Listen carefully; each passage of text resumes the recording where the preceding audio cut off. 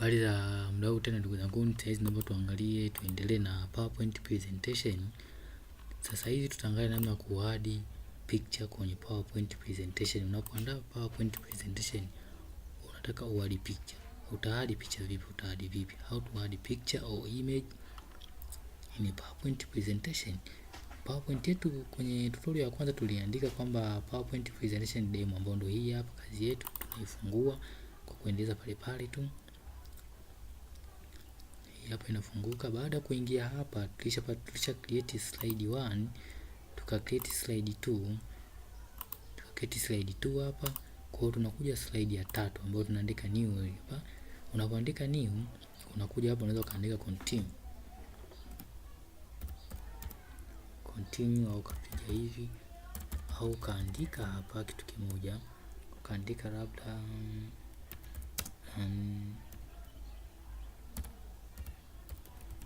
an image that shows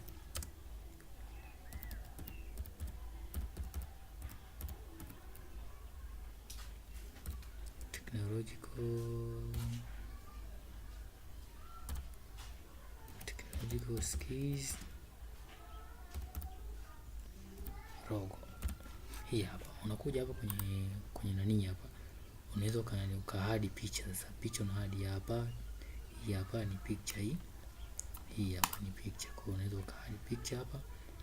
Hii tutorial yetu tunani tu hadi picture.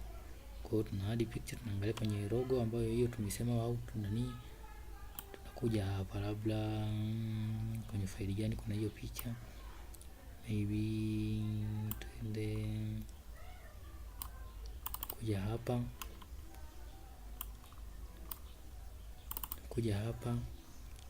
kuna picha mbalimbali. Labda logo ni hii hapa. Kuja hapa. Kwa unaweza kukuta logo imejiadi. Hii logo ukitaka kuiongeza ukubwa hapa, unaiongeza hii hapa,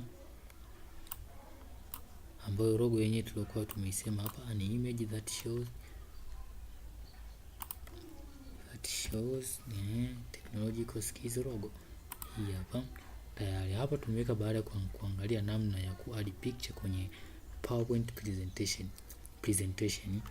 Baada ya hapa kumaliza, utakachokifanya ni kusave tu. Kusave, unajua tuna save njia hii hapa, au tuna save Ctrl+S kama tulivyosoma kwenye Microsoft Word au tulivyosoma introduction kwenye hii PowerPoint presentation. Baada ya hapo una save tu hapa. Hii baada ya kusave unakuwa tayari umeshapata